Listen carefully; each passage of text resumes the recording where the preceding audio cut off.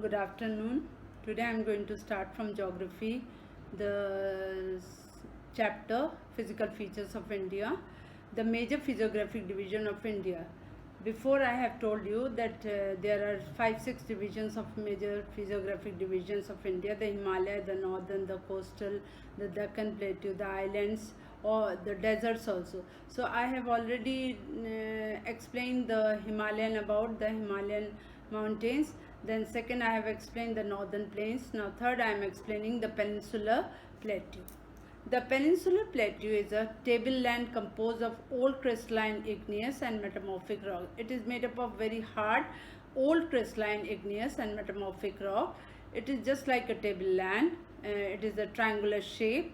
It was formed due to the breaking and drifting of the Gondwana land, and thus making it a part of the oldest landmass. It is one of the part of a Gondwana land, but it is a very old mass. The plateau has broad and shallow valleys and rounded hills. Many hills are there and many valleys are there, and the plateau is very broad and shallow. This plateau consists of two broad divisions. This plateau is having two divisions, namely one is Central Highlands and another is Deccan Plateau. The Central Highlands and the Deccan Plateau, this peninsular plateau can be divided into two groups, two divisions. One is Central Highlands and another is Deccan Plateau. The part of peninsular plateau lying to the north of the Narmada river, covering a major area of Malwa Plateau, is known as Central Highlands. The Malwa Plateau region near to the Narmada river, it is known as Malwa Plateau. The region, the peninsular plateau, which is lying in the Narmada region river near, that is the Malwa Plateau. The center, and it is also known as Central Highlands. The Vindhyan range is bounded by the Central Highlands on the south and Aravallis on the northwest. The further westwards extension gradually merges with the sandy and rocky deserts of the Rajasthan. As you will go down and down, you will see on the west side, if you will go, you will see the sandy and the rocky deserts of the Rajasthan. The flow of the rivers draining this area, namely the Chambal, the Sindh, the Betwa and the Kain, is from southwest to northeast, thus indicating the slope. The Central Highlands are wider in the west but narrower in the east. The Central Highlands, it is wider in the west, and as you will go towards the east, it will be narrow. The eastward extension of this plateau is locally known as Bundelkhand and Bagelkhand. The eastward extension of this plateau, as you will go eastward, you will know this plateau name is Bundelkhand and Bagelkhand. The Chota Nagpur Plateau marks the further eastward extension, drained by the Damodar river. The Chota Nagpur Plateau is there, which is marked by the eastward extension, and it is drained by the Damodar river. The Deccan Plateau is a triangular landmass and lies to the south of the river Narmada. It is one of the triangular shape, and it is lying in the south of the Narmada river. The Satpura range flanked its broad base in the north, while the Mahadev, the Kambur hills and the Maikal range form its eastern extension. As you will go more and more eastern side, more hills are there. Locate these hills and ranges in the physical map of India. The Deccan Plateau is higher in the west and slopes gently eastward. An extension of the plateau is also visible in the northeast, locally known as Meghalaya. So many hills are there, like Meghalaya, Karbi, Angulak Plateau, and Northern Sarkar is there. It is separated by, you have to see the map, then only you can find out all these hills and ranges. It is separated by a fault from the Chota Nagpur Plateau. Three prominent hills ranges from west to east are Garo, Khasi and Jaintia hills are there.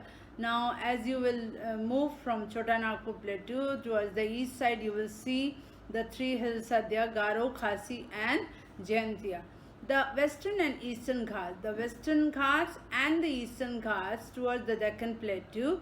The western and the eastern edges of the Deccan Plateau respectively, it is lying. Western Ghats lie parallel to the western coast. They are continuous and can be crossed through passes only. These are continuous. The Western Ghats are continuous. It's not broken and can be crossed through the passes. Passes are what? It is a gap between two high mountains. Locate the Thal, Bhor and Pal Ghats in the physical map of India. The western and the higher than eastern Ghats. Their average elevation is 900 to 1600 meters as against 600 meters of the eastern Ghats. The eastern Ghats is discontinuous, it's broken. The eastern Ghats stretch from Mahanadi Valley to the Nilgiris in the south. The eastern Ghats are discontinuous and irregular and dissected by the rivers draining into the Bay of Bengal. Some rivers are dividing and they are falling into the Bay of Bengal. The Western Ghats cause orographic rain by facing the rain-bearing moist winds to rise along the western slopes of the Ghats. Now, orographic rain, which rains the moisture, the winds which already hit the hillside, and then it causes the rainfall, that is the orographic rain. The Western Ghats are known by the different local names. The height of the Western Ghats progressively increases from north to south. The highest peaks include, now in the Western Ghats, some of the highest peaks are there, like Anaimudi, its height is given 2695 meters, and Doda Beta, that is a 2637 meters. Mahendragiri, that is 1501 meters, is the highest peak in the Eastern Ghats. Only Doda Beta and Anaimudi, that is in the Western Ghats, the highest peak, and Mahendragiri, it is in the Eastern Ghats. Shevaroy Hills and Javedi Hills are located to the southeast of the Eastern Ghats. Locate the famous hills stations of Udagamandalam, popularly known as Ooty, and the Kodaikanal. One of the distinct features of the Peninsular Plateau is the black soil area known as Deccan Trap. Now, this whole Deccan Trap, the Peninsular Plateau, is made up of black soil. And this is the formation, the black soil is the formation of the volcanic origin. This is the volcanic origin, hence the rocks are igneous.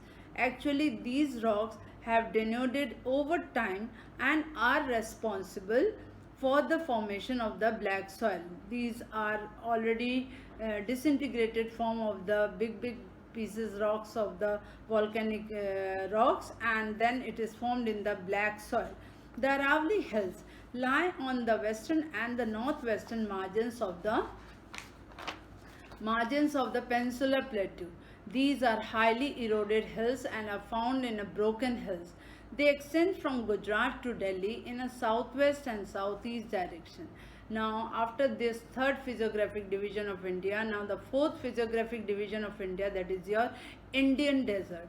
Indian desert, it is lying on the western margin, western part of India.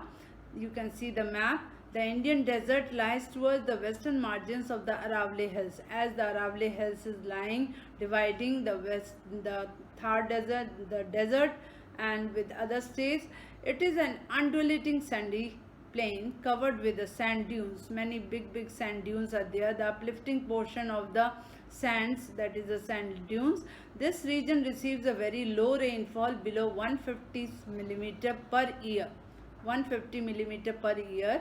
It has a arid climate with low vegetation cover. Here it's very less rainfall with a dry climate and with a low vegetation cover. Streams, the rivers appear during the rainy season. Now the streams can be seen only in the rainy season. Soon after they disappear into the land as they do not have enough water to reach the sea. They disappear because they are not getting the water. So when they get the water, they reach to the sea. Luni is the only large river in this region. Luni, one of the river in the desert area, it is found. It is the biggest and the large river in this region. Barkhans, like sand dunes, are found. The feature on the sand. The Barkhans are also found. This is a crescent shaped dunes and cover larger areas, but longitudinal dunes become more prominent near the Indo-Pakistan boundary. If you visit to a Jaisalmer, you may go to see a group of Barkhans. So Barkhans are the crescent shaped dunes, and dunes are what? The accumulation, the big domes like dunes, that is a dunes, sand accumulation. Now the next physiographic division of India, that is the coastal plains. Coastal plains, as you have read just now, the Western Ghats and the Eastern Ghats. Same on the left side of the Western Ghat, that is one coastal plain is there, and another coastal plain is that is on the Eastern Ghats, right of the Eastern Ghat. The Peninsular Plateau is flanked by a stretch of narrow coastal strips running along the Arabian Sea and the west of Bay of Bengal on the east side. These coastal plains are running along with the Arabian Sea on the west and Bay of Bengal in the east. The western coast sandwiched between the Western Ghats and the Arabian Sea. It is one of the middle portion of the Western Ghats and the Arabian Sea is a narrow plain. It consists of three sections. The northern part coast is known as Konkan, that is the Mumbai to Goa. The central stretch is called the Kannada plain, while the southern stretch is called as a Malabar. So one part of the coastal plain, that is a Konkan, second is a Kannada plain, and third is a Malabar. So that is all here, it's given on the left side of the coastal plain. Then the plains along the Bay of Bengal are wide and level. Now there is another more coastal plain near to the Bay of Bengal. In the northern part it is known as Northern Circle, while the southern part it is known as Coromandel Coast. Here on the left side, the western coast side, the one coastal is having three divisions, that is a Konkan, Kannada and Malabar. But on the right side, the eastern side, the eastern coastal having two divisions, one is Northern Circle, another is Coromandel Coast. Large rivers such as Mahanadi, Godavari and Krishna and Kaveri are formed extensive delta on this coast. Now on the eastern coast, many big rivers, they makes the delta. Lake Chilika is one of the important feature among all the eastern coast. Now Chilika Lake is the largest saltwater lake in India. It lies in the state of Odisha in the south of the Mahanadi delta. So Chilika is one of the largest salt lake lying in the Odisha state, and it is to the south of the Mahanadi state. Now next physiographic division, that is your last, that is your islands. Now just like coastal areas you have read, the Western Ghats you have read, the Eastern Ghats you have read, same as islands are also two types. One is on the west, another island is on the east. You have already seen that India has a vast mainland. Beside this, the country has two groups of islands. One that can be identified, this islands group. Locate the Lakshadweep Islands group lying close to the Malabar coast of Kerala. This group of islands is composed of small coral islands. Earlier, they were known as Lakshadweep, Minicoy and Amindiv. Now, in the Lakshadweep Islands, the three accumulation of three islands parts are there. The earlier these islands were known as Lakshadweep, Minicoy and Amindiv. In 1973, these were named as Lakshadweep. All three together in 1973 it was known as Lakshadweep. It covers a small area of 32 square kilometer. Kavaratti Island is the administrative headquarters of Lakshadweep. Now Kavaratti is one of the island. Here it is one of the administrative headquarters of the Lakshadweep. This island group has great diversity of flora and fauna. Now this is having a big huge land mass of flora and fauna. The Piti Island, which is an uninhabited, has a bird sanctuary. The Piti Island is there, and which is very famous for bird sanctuary. Now the next one thing is given here about the coral polyps. Coral is tiny organism found in the deep sea. Coral polyps are short-lived microscopic organisms which live in the colonies. They are living in a group. They flourish in shallow, they found in shallow, mud-free and warm water. They secrete calcium carbonate from their body, the coral secretion and their skeletons from coral deposits in the form of reefs. They formed as a reefs, and they are mainly three kinds: the barrier reef, fringing reef, and atolls. The Great Barrier Reef of Australia is a good example of the first kind of coral reef. The Great Barrier Reef in the world, it is in the Australia, it's very famous reef, and it is a good example of coral reef. Then atolls are circular or horseshoe shaped coral reefs. Now you see the elongated chain of islands located in the Bay of Bengal. This was all about the Lakshadweep, which was found in the Arabian Sea. Now you will see one more island which is found in the Bay of Bengal, extending from north to south, and that is the Andaman and Nicobar Islands. They are bigger in size and are more numerous and scattered. From north to south there are islands which are found in the Bay of Bengal, and it is bigger in size and very numerous, scattered also. The entire group of islands is divided into two broad groups. Now these full island groups on the Bay of Bengal, it is divided into two broad groups. One is Andaman in the north and Nicobar in the south. It is believed that these islands are elevated portion of the submarine mountains. They are now these Andaman and Nicobar islands, they are elevated, the uplifting portion of the submarine mountains. Now they were just like mountains, and they are uplifting submarine mountains. These island groups are the great strategic importance for the country. These island groups are very important, Andaman and Nicobar. There is a great diversity of flora and fauna here. It is found in this group of islands too. These islands lie close to the equator and experience the equatorial climate and has a thick forest cover. So these are very famous for the flora and fauna, and these islands are very close to the equator. That is why here the climate is equatorial, and it is having a very thick cover forest. India's only active volcano is found in the Barren Island in Andaman and Nicobar group of islands. So Barren Island is found over here. Volcano is found in the Barren Island in Andaman and Nicobar.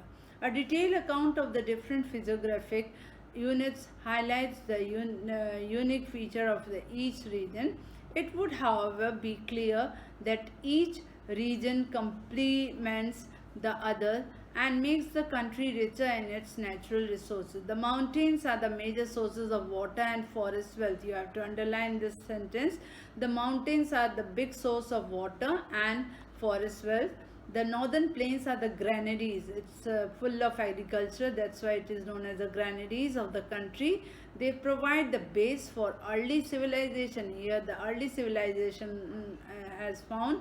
The plateau is a storehouse of minerals. Number of minerals in our country, it is found in this plateau, which has played a crucial role in the industrialization of the country. The coastal region and the island groups provide sites for fishing and port activities. Those coastal areas which you have read and the island groups you have read, they are very famous for fishing and the port activities. Thus the diverse physical features of the land have immense future possibilities of the development. That is why these physiographic divisions are very important in their own role, as they are very important and they are giving a more importance to the future of the development of our country. So next day I will start the new chapter, civics, after the second chapter, that is a